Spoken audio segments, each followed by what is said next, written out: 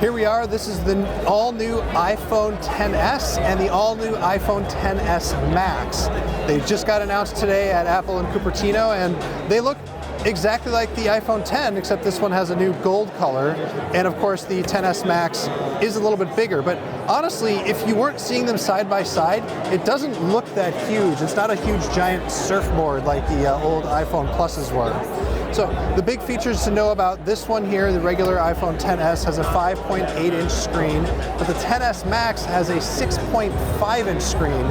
They are, of course, OLED. They're Super Retina displays, and they are, they feel great. They don't slip out of the hand. They look really good. The screens are really fast. They have 120 hertz refresh rate, so everything can move around really fast.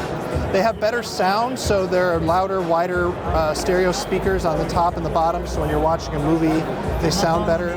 They also fully support HDR, so if we can go in here, see if we've got any videos. Right here, you can look at a video. You can see, of course, it looks pretty good. It does, of course, have the notch because it supports Face ID. Face ID is improved on this device. It's a little bit faster. The secure enclave that supports Face ID is a little bit faster. Of course, I'm not paired to this thing, so I don't have that, but I can't show you that. But I can, of course, show you an emoji. That guy's not me. We'll look at that.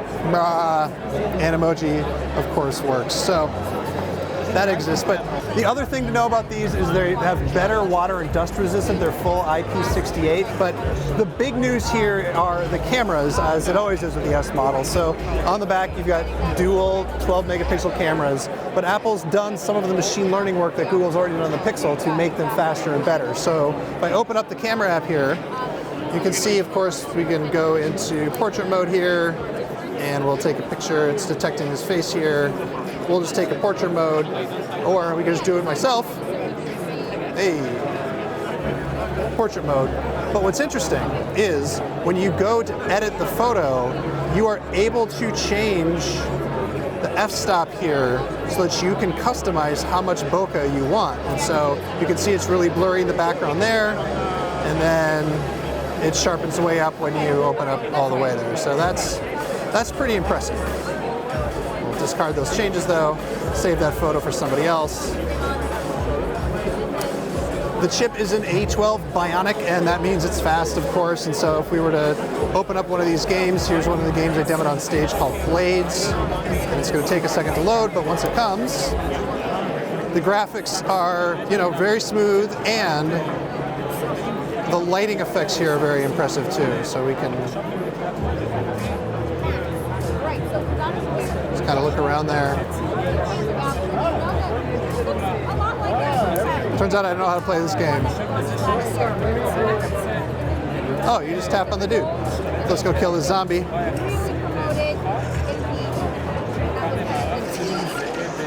Kill the zombie. Hooray. Other internals worth noting, you can get up to 512 gigs of storage on this thing, which is just a ton of storage. It also has a dual SIM system. So there's a single SIM card here, but it also has an eSIM, which means that you can have two carriers active at once, which is not something that most other phones can do. You might know the Google Pixel 2 has an eSIM and a regular SIM, but it can't have both active at the same time, so that's really nice.